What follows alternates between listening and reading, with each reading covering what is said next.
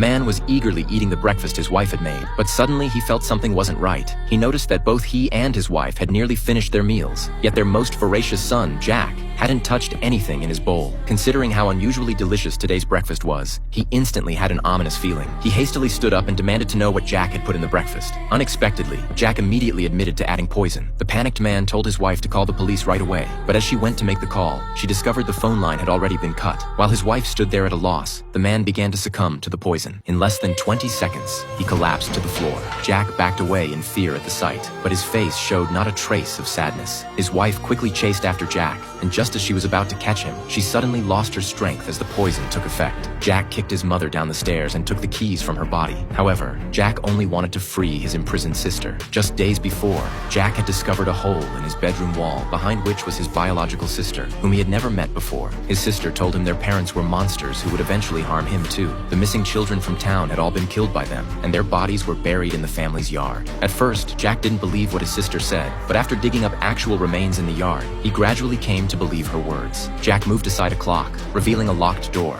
He quickly used the keys to open it, but a terrifying face appeared behind the door. Frightened, he ran away, while bone-chilling laughter echoed from inside. As Jack hid back in his room, he heard voices outside. It was Jack's friends coming to play with him. They found the door open automatically and walked in. Little did they know this decision would make them regret for life. One of the boys noticed something moving on the piano, but just as he approached, tragedy struck.